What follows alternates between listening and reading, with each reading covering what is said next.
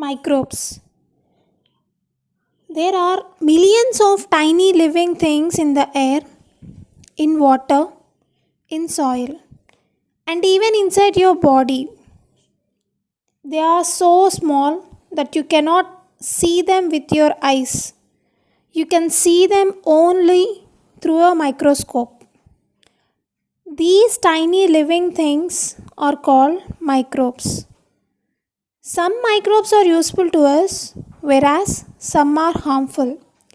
Many of them cause diseases. Disease causing microbes are called germs.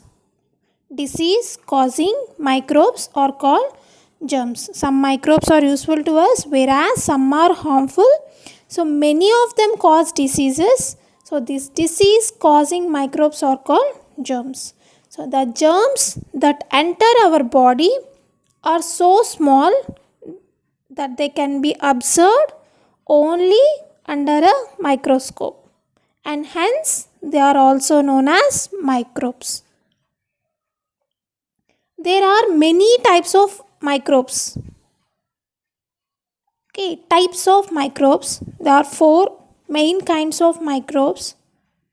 These are bacteria, fungi, protozoa, and viruses. There are 4 main kinds of microbes. These are bacteria, protozoa, virus, fungi. Bacteria, protozoa, virus, fungi. First one is the bacteria. Bacteria are found everywhere. They are most common living things on the earth. They are of different shapes.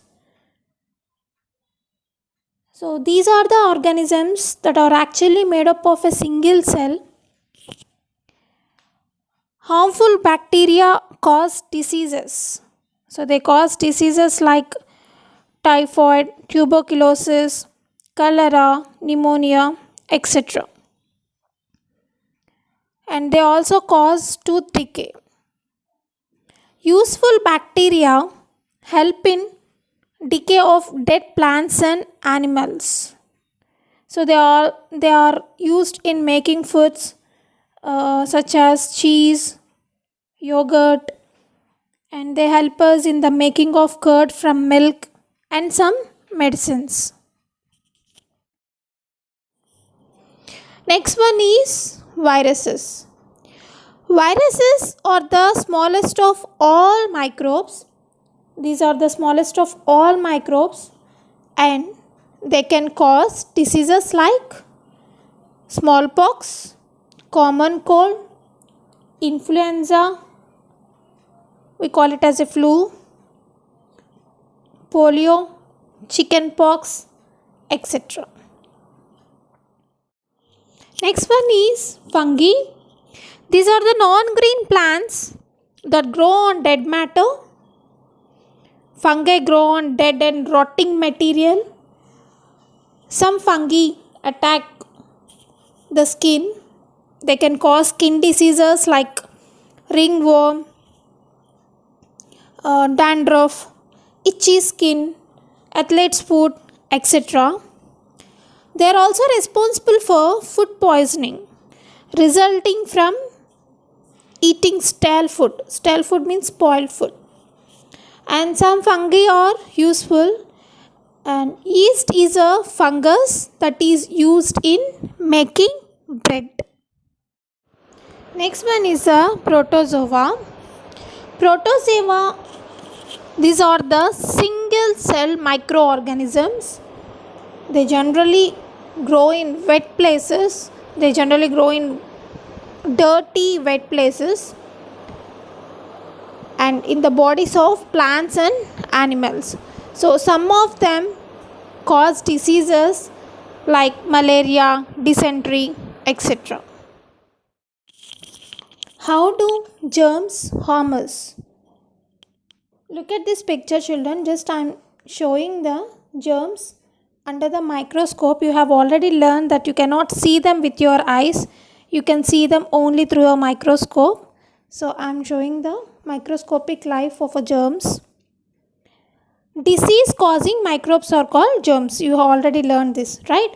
You may fall sick if you have eaten something that contained some very small living things called germs.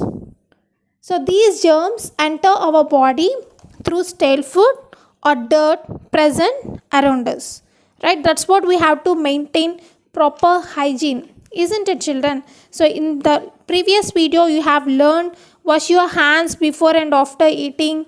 So of course these are the healthy eating and good habits, right, children? So why we must wash our hands before eating?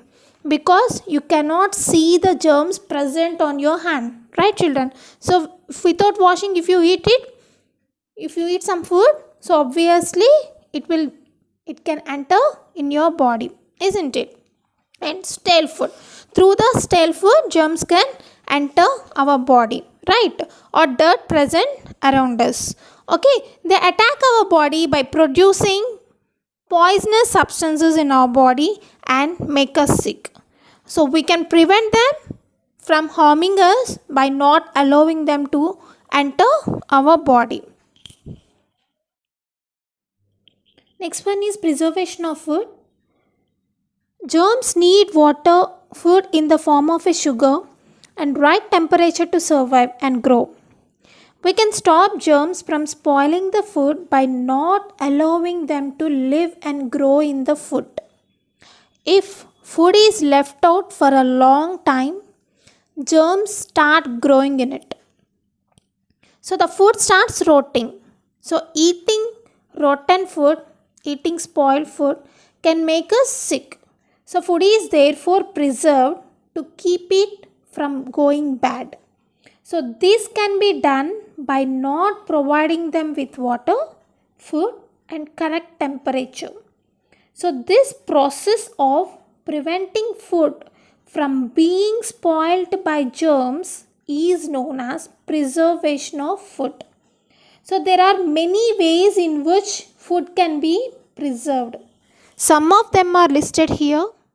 So these are some methods of preserving food. Fresh fruits can be preserved by keeping them in a sugar syrup and making jams.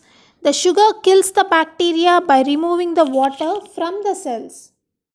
Vegetables like cauliflower, mangoes, etc. can be preserved by drying them with salt or keeping them in a salt solution. This is called a pickling. Milk can be preserved by drying it or boiling it. Removal of water is called as dehydration. Dry grains and pulses need to be stored in airtight containers. Vegetables and meat are frozen at a temperature below 0 degrees. Useful microbes. All microbes are not harmful to us. In fact, some microbes are useful to us as they help to produce things that we use. So microbes have been used for thousands of years to make products we need and enjoy. For example, curdling milk to make the cheese on your cheeseburger and to yeast to make the bread rise for your bun. And wine and vinegar also made by the help of the bacteria. So bacteria also help to break down food in the glucose. Dead plants and animals are broken down into simpler form by some bacteria and to keep the environment clean. So some microorganisms play an essential role, such as decomposing dead plant and animal matter, so and thereby recycling nutrients in the soil. So some fungi like yeast are used to prepare bread, idlis, cakes, etc. So medicines like penicillin are made from them. So mushrooms which are eaten as delicacy are also type of fungus. Children, try to complete the textual exercises. You should do the textual exercises by your own. So it is there in page number 24 and 25.